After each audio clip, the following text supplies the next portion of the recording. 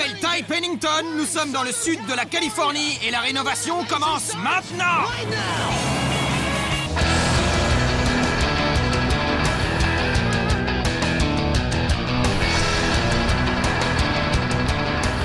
Paul, Michael, Eduardo et Paige, nous sommes à Redondo Beach, en Californie, pour rencontrer la famille Ripati Pierce. Voilà Tim, Christina, la petite Jordan et Jean, la maman de Tim.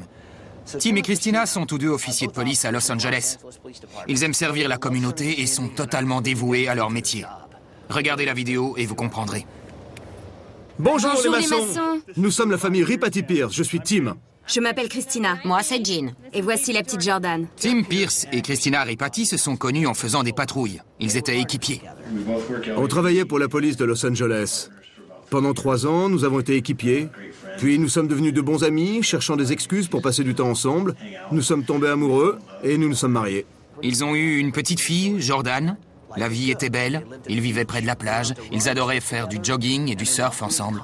Et ils aimaient leur métier. Tous les jours, ils essayaient de faire respecter l'ordre dans la rue. Depuis 4 ans et demi, je travaillais dans le secteur sud-est de la ville.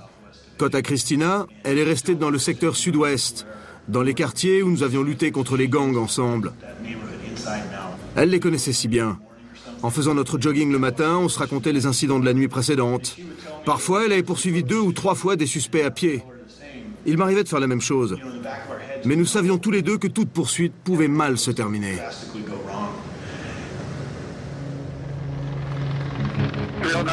309, il y a un 211 en cours à la station essence, coin nord-est de MLK et Denker. » Puis en juin dernier, tout a basculé. Christina et son équipier ont répondu à un appel pour un vol à main armée.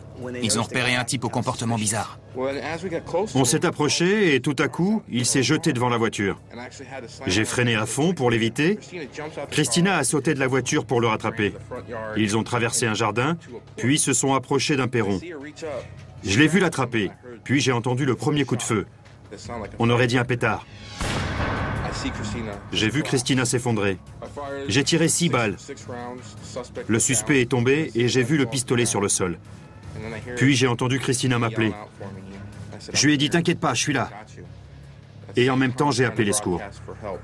Poursuite à pied, échange de coups de feu, officier à terre. Layton et Lassell, envoyez des secours immédiatement. Layton et Lassell, officier réclame de l'aide. Échange de coups de feu, officier à terre. En retirant sa ceinture, j'ai vu un peu de sang monter tout doucement par ici. J'ai pris son pouls et chaque fois que je sentais un battement de cœur, du sang essayait de s'échapper de sa blessure. Une artère avait été touchée. On attend encore les secours. Je crois que vous avez pas très bien compris. Il nous les faut maintenant. Puis tout à coup, son regard s'est fixé vers le plafond. J'ai vu ses pupilles se dilater doucement. En 10 secondes, ses yeux ont viré du bleu au noir. Je la croyais morte. Là, j'ai senti qu'on la perdait. Son mari était en patrouille quand il a entendu l'appel d'un officier à terre. Il s'est précipité sur les lieux et a trouvé sa femme dans une mare de sang. J'ai sauté par-dessus la balustrade pour la rejoindre. En me tournant, j'ai glissé sur du sang. Il y avait une traînée de sang de quelques centimètres de large partant de son dos. Elle était blanche comme un linge. Son regard était fixe. Je me suis dit qu'elle ne pourrait pas survivre après avoir perdu autant de sang. Le mieux à faire, c'était de lui dire que j'étais là. Je l'ai embrassée, 2 fois, je crois. Je lui ai dit que je l'aimais. Je savais que c'était la fin. Elle ne survivrait pas au trajet à l'hôpital. Mais Christina est une battante et elle s'est battue. Elle a réussi à tenir le coup. Elle a lutté pour rester en vie, mais elle a payé le prix fort. Je me souviens qu'en me réveillant, il y avait des tuyaux dans ma bouche. Tim m'a dit que j'étais paralysée. Je lui répétais que je ne sentais plus mes jambes. Tim est resté auprès de moi, sans rien dire. C'est vraiment difficile. C'est très dur psychologiquement. Christina apprend à vivre comme une paraplégique. Sa vie est très différente, certes, mais le plus dur, c'est qu'elle ne peut pas s'occuper de sa fille comme avant. Je ne peux pas jouer avec elle de la même façon. Elle court et je ne peux pas la suivre. Il y a tant d'obstacles dans la maison. C'est le plus dur, je crois. Je n'arrive pas encore à être une maman dans une chaise roulante. Je n'arrive pas à l'accepter.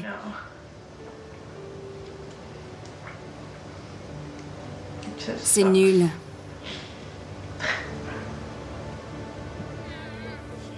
Jean, la maman de Tim, a emménagé pour aider la famille à s'occuper de Jordan.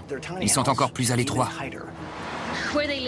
Leur maison n'est pas du tout adaptée à une handicapée. Elle est étroite. Christina n'a que très peu de place pour bouger. Quand je passe ici, c'est très délicat. En résumé, elle a sacrifié ses jambes pour la sécurité de la ville de Los Angeles. Elle est forte. Elle tient bon et elle fait de son mieux. Elle n'a aucun regret. Pour avoir cette force, il faut être quelqu'un de formidable. Je vous en prie, les maçons du cœur. Si vous pouviez aider notre famille, nous vous en serions très reconnaissants. Les mots ne peuvent pas exprimer ce que l'on ressentirait. On peut faciliter la vie de Christina, rendre les choses plus accessibles et lui redonner un peu d'indépendance, mais aussi faire en sorte qu'elle se sente normale, comme une maman qui élève son enfant dans une maison confortable. Qu'en dites-vous? Pouvons-nous le faire? Oui. On va le faire, allez. Vous m'aiderez? Oui. C'est parti!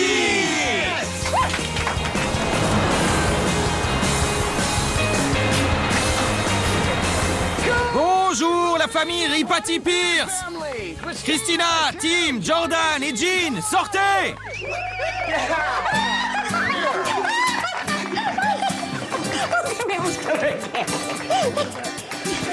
Salut Ty. Bonjour, ça va? Merci. Bonjour, comment ça va? Ça va mieux? Très soulagée. Je suis si content que vous soyez là, vous savez. Merci beaucoup. Je sais que ce n'est pas facile. Je n'arrive pas à le croire. C'est incroyable ce qu'on a fait pour nous. Et votre arrivée est tellement importante pour nous. Nous sommes honorés et heureux d'être ici. J'imagine la frustration que vous devez ressentir tous les jours. Cette difficulté à vous déplacer, ne serait-ce que dans votre maison. Je suis très agitée. C'est nul de rester tout le temps dans une chaise. Je me sens redevable envers cette famille. Ce couple a risqué sa vie pour protéger des gens comme moi. J'ai du mal à imaginer ce que ressent ce couple. Il lui reste tant de défis à relever. Je suis ravi qu'on soit là pour, je l'espère, faciliter un peu cette transition. C'est frustrant de ne pas bouger librement, de ne pas pouvoir m'occuper de Jordan. Après tout, je suis sa maman et je ne peux même pas la coucher ou la lever de son berceau. Christina fait de son mieux pour être une maman et une épouse, pour s'occuper d'elle-même et de sa famille, tout en gardant son handicap. Elle est très forte, c'est incroyable. En fait, Christina est une héroïne. Voilà ce qui est prévu. On va vous construire une maison. J'espère que cela vous aidera. Et pendant ce temps, vous allez partir en vacances. Vous voulez savoir où? Oui. Absolument. À Cabo San Lucas, au Mexique. Vous aimez la plage, pas vrai? C'est une destination parfaite pour eux. Vous serez bien là-bas. Montrez-moi votre maison. C'est pas génial. On doit vous aider pour monter. J'arrive à monter les rampes, mais En montant, vous êtes presque tombé. je n'arrive pas à prendre de l'élan pour monter. C'est impossible. En 10 secondes, j'ai vu à quel point c'est difficile pour vous dans cette maison. En discutant avec Christina, je crois avoir mieux compris ses problèmes.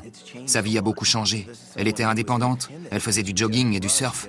Et là, non seulement elle est confinée à une chaise roulante, mais elle est obligée de rester dans une petite maison où elle ne peut pas circuler.